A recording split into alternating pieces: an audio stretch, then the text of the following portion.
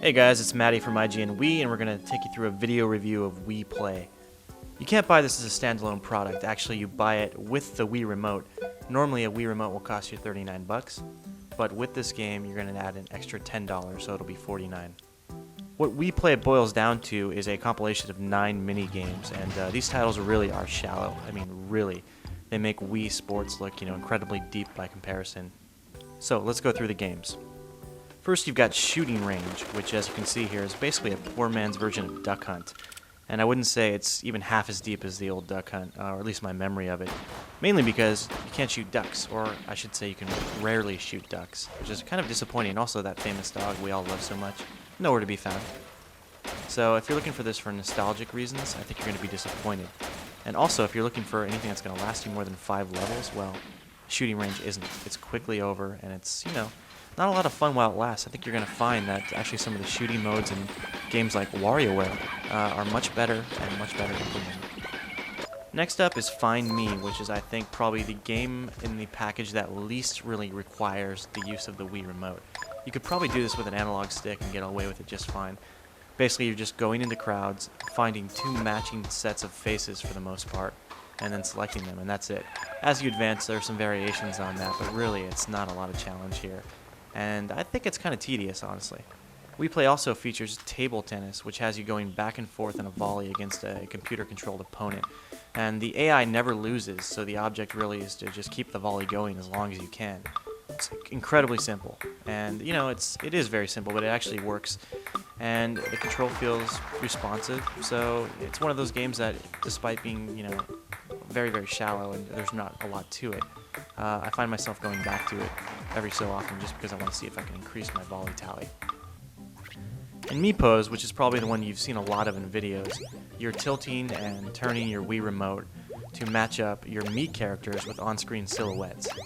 It's simple stuff again, and it gets old in a matter of minutes as far as I'm concerned. It's one of my least favorite entries into the package. I actually really like laser hockey, despite its flaws, and it does have some I'm going to talk about here. Why I like it is because it's really stylized. It looks very pretty. There's a lot of colors going on, and the music actually changes dynamically as you play. And I think it sounds pretty good. I like the beat. And it is basically an updated game of Pong, so of course it is very simple. But, there's some twists to that. You can tilt the Wii Remote and sort of angle your shot. And in theory, you're supposed to be able to add power to these shots too by, hitting the ball harder with your Wii Remote. But what I find, and this is the big flaw of the game, is that you can't really do that. Most of the time when you try to add power, you actually miss the ball or accidentally send it into your own goal, which is, not what you want to be doing. In Billiards, which is a classic game of pool, you're using your cue to knock balls around the table. And this one is fun too when it's working. To play, you pull back the Wii Remote and then push forward to smash the balls around the table.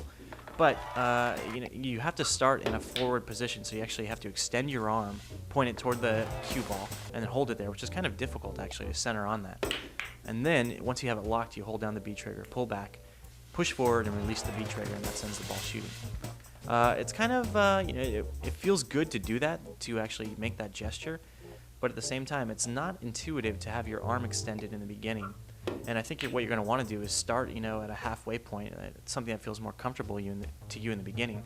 And then when you start there, sometimes your gesture won't be recognized, and you're going to have to retake your shot, which is, I think that's troublesome. If you can ignore that, though, the physics are good and the actual play is fun. And I would recommend this as one of the better entries into the package. I'm going to briefly speak about fishing, which you can see here. And basically, you're using the Wii Remote as a fishing rod, going through this pond and collecting fish. The challenge is that you have to collect the right fish in order to earn points, and if you nab the wrong one, you actually lose points. I don't really like this game. I find it to be boring, and it doesn't last long. It's very shallow. It's not one of my favorite games in the package. And it's not really because the control is bad. It's just because I don't like it. Charge, perhaps more than any other title in the game, really does feel like a technical demo because there's not a lot of gameplay here. It's novel in that you turn the Wii Remote on its side and you play a classic Ness style, but the whole mode is over in about a minute, and you're basically running through these levels, one level I should say, in order to earn points, and that's it. I guess it's kind of enjoyable while it lasts, but it's over so quickly, there's not much to it. My favorite game of the package is Tanks, and strangely, this is the only title in the compilation that uses both the Wii Remote and the nunchuck. So basically, it's a recreation of the classic Atari game Combat, and you're controlling a tank through these levels with the analog stick on the nunchuck. Meanwhile, you're aiming and shooting at other tanks with the Wii Remote. Simple, but very fun, and it's addictive. It really is, especially if you play two-player quasi-cooperatively with a buddy. Bozon and I often play, and you can sort of like work together and take out the enemy, but at the end of each bout, it's all about who has the most points, so you're also competing against each other. At the end of the day, I think it's easy to see why Wii Play has been released as a sort of companion piece to the Wii Remote. It's not a full-fledged game, and it couldn't exist, actually, as a full-fledged game. There's just not enough meat and potatoes there. And unlike Wii Sports, which I'm sure there will be, comparisons made to that title, Wii Play really does feel like a technical demo. Wii Sports certainly demonstrated the abilities of the Wii Remote, but it was also fun, and it could stand alone as a game. And I don't think that's true of Wii Play at all. This is purely a technical demo, mostly. Of course, Tanks is a lot of fun too, but for the most part, yeah, these little modes here, these various minis, they show off what you can do with the Wii Remote. But it's not something that you're going to call your friend over and say, hey, we should, let's boot up some shooting range and play against each other. Because even if you wanted to do that, it would be over in about a minute.